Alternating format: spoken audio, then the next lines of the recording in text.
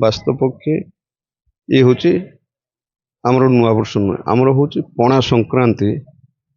ଆମର ନୂଆବର୍ଷ ସେଇଠୁ ଆମର ବର୍ଷ ଆରମ୍ଭ। ପଣା ସଂକ୍ରାନ୍ତି ଠାରୁ ଆମର ଜଗନ୍ନାଥ ସଂସ୍କୃତିରେ ସନାତନ ଧର୍ମରେ ଇଏ ନୂଆବର୍ଷ ଆରମ୍ଭ। କିନ୍ତୁ ଇଏ ହେଉଛି ଯୀଶୁ ଖ୍ରୀଷ୍ଟଙ୍କର ଆବିର୍ଭାବର ଜନ୍ମର 2026ତମ ଆବିର୍ଭାବ।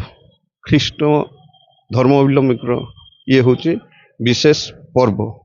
କିନ୍ତୁ ଏଠି ଦେଖାଯାଏ କ'ଣ ନା କର୍ମଜୀବ ସମସ୍ତେ ବ୍ୟସ୍ତ। ୟାକୁ ଆଶ୍ରୟ କରି କ'ଣ ହୁଏ ନା ଏଇ ଡିସେମ୍ବର 25ରୁ 1 ପର୍ଯ୍ୟନ୍ତ ଛୁଟି ହୁଏ। ୟାକୁ ଅବଲମ୍ବନ କରି ପିଲାମାନଙ୍କର ଛୁଟି ହେଇଥାଏ।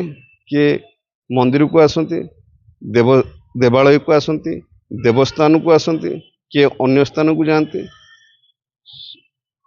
ସାରା ବର୍ଷର ଯେଉଁ କର୍ମର ଚାପରୁ ହୁଏତ 4 ଦିନ 5 ଦିନ ଆ ଭିତରେ ରିଲାକ୍ସ ପାଆନ୍ତି। ତେଣୁ କିଏ କେଉଁଠି ମିଳିକିରି ରୋଷେଇ କରନ୍ତି, କିଏ ବୁଲାବୁଲି କରନ୍ତି ଏସବୁରେ। କିନ୍ତୁ ବାସ୍ତବ ପକ୍ଷେ ଆମର ହେଉଛି ନୂଆବର୍ଷ ହେଉଛି ପଣା ସଂକ୍ରାନ୍ତି, ଆମର ପହିଲା ବୈଶାଖୀ ହେଉଛି। ତେବେ ଏଇ ନୂଆବର୍ଷ ଯେଉଁଟା ପାଳନ କରୁଛନ୍ତି 2025କୁ ବିଦାୟ ଦେଇକରି 2026 ଆସିବ।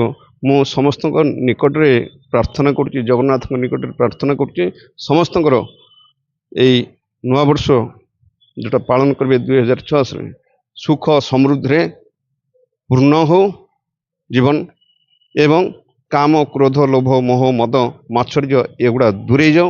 ମଣିଷମାନଙ୍କ ଭିତରେ ଯେଉଁ ହିଂସା ପ୍ରବୃତ୍ତି ଜାଗରଣ ହେଉଛି ଶ୍ରୀ ଜଗନ୍ନାଥଙ୍କୁ ଭୁଲି ସେଗୁଡ଼ା ଦୂର ହଉ। ଜଗନ୍ନାଥ ସମସ୍ତଙ୍କୁ ସଦ୍ବୁଦ୍ଧି ଦିଅନ୍ତୁ, ହୃଦୟରେ ସମସ୍ତଙ୍କର ସତ୍ ଚିନ୍ତା ଆଣନ୍ତୁ। ଜୟ ଜଗନ୍ନାଥ।